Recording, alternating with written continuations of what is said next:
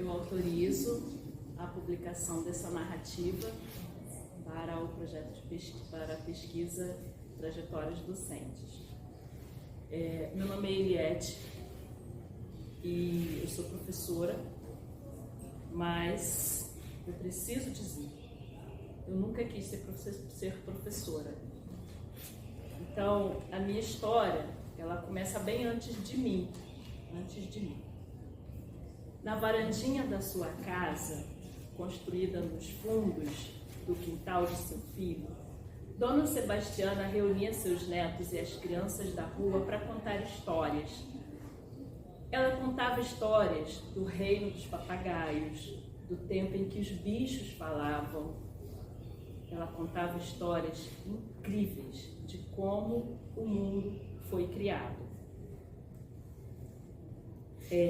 A Dona Sebastiana é a minha avó materna. Ela era analfabeta.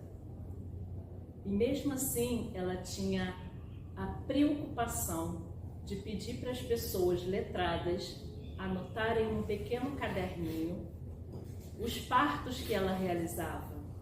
Minha avó era parteira. Ela tinha vários filhos, se não me engano são 8. E a minha mãe, Luzia, era uma das filhas mais velhas. Luzia, ela foi para a escola, grupo escolar de Água Limpa, em Espírito Santo, no município de Conceição do Castelo, onde todos os seus irmãos estudaram. Ela estudou até o 4º ano, que a gente chama, né, de ensino fundamental. Lia e escrevia pouco, porque também não tinha tanto tempo assim. O tempo que ela tinha, ela trabalhava para sustentar os 8 filhos que tinha. Meu pai, Pedro, era pedreiro, mestre de obras. Papai também não estudou. Na verdade, ele foi para a escola, sabe? Mas ele fugiu. Foi embora correndo um certo dia porque a professora batia nele. Ele era pedrinho, né? Não era coisa fácil. Então, ele aprontava muito. E a professora não entendia também as inteligências que ele carregava, né? E teve um momento em que ele encrencou com a família da letra H. Alguém pode me explicar, por favor, como é que uma consoante junto com uma outra vogal não consegue fazer um som de uma família, que nem o B com A faz Bar? Então, nem eu entendo. Mas foi essa dúvida grande do meu pai, Pedro, que fez ele fugir da escola, além da violência. Bom, eu não poderia começar a falar da minha história de vida sem contar a minha ancestralidade.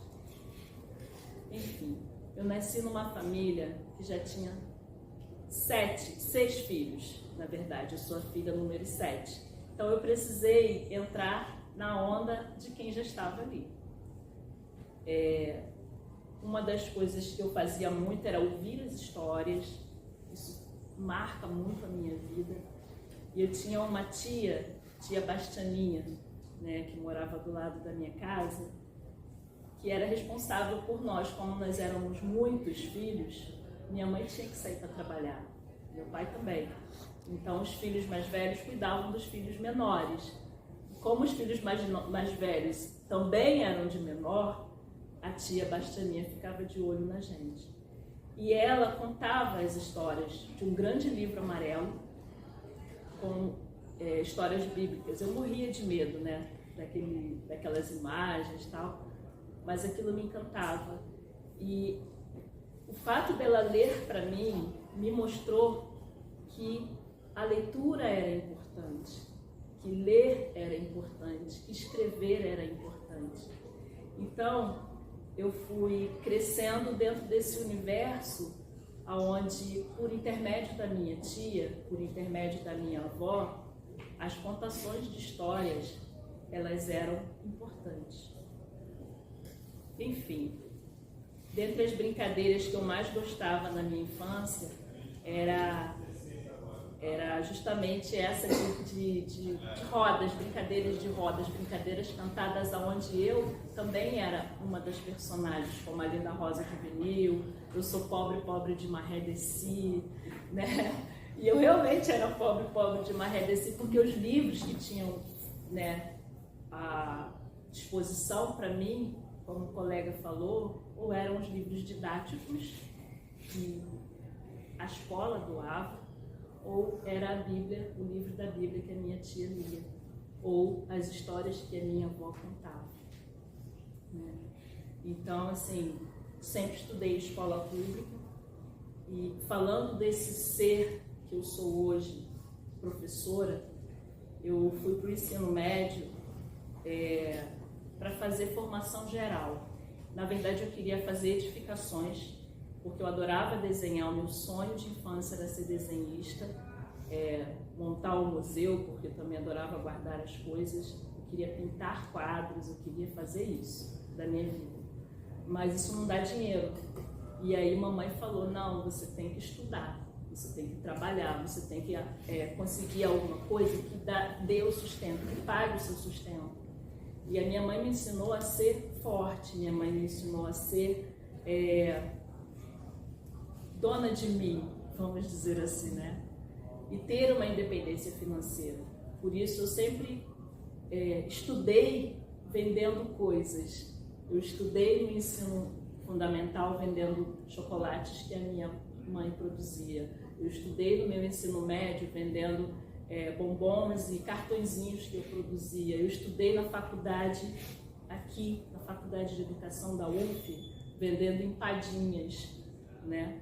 Então, assim, tudo isso porque eu precisava ter uma renda para pagar passagem, para comprar o livro, para comprar a Xerox. Eu não tinha dinheiro para Xerox. Então, eu vinha para a biblioteca, passava a tarde inteira na biblioteca estudando nos livros, né, na fonte, vamos dizer assim, né? E aí, voltando um pouquinho para o ensino médio, eu não conseguia vaga no curso que eu queria. E aí, eu falei assim, eu preciso sair do ensino médio com uma profissão. Essa era a ideia, sair do ensino médio com uma profissão. E aí eu mudei de curso, eu fui fazer o magistério. Mudando de curso, paguei as disciplinas do primeiro ano e saí e fui trabalhar no shopping. Só que aí dentro do shopping eu comecei a perceber que aquilo não era vida para mim, que eu precisava fazer algo diferente, né? A gente para olhar para a nossa história de vida e a gente começa a pensar o que aconteceu na minha história de vida para eu escolher o que eu sou hoje, né? Que caminhos foram esses? E aí quando a gente para pensar, para perceber isso, a gente vai pensando também as pessoas. E muitas dessas pessoas que me influenciaram foram professores, né? Para finalizar, eu quero dizer que eu sou professora da Rede Municipal de Niterói, trabalho na educação infantil há 17 anos, porque uma professora de História da Educação, professora Heloísa Vilela, pagou a minha inscrição para fazer o concurso, porque eu não tinha dinheiro nem para isso. E eu fui monitora dela aqui na universidade, eu fui bolsista durante toda a minha graduação, e eu gostaria de prestar essa homenagem e essa gratidão, porque foi ela a responsável por me auxiliar a descobrir que ser professora é mudar vidas. Eu tive a minha vida mudada por várias professoras e principalmente por ela. E eu sonho em ser uma professora que seja capaz de tocar na vida de uma criança, de uma família até, e mudar essa situação. É isso, gente. Muito obrigada.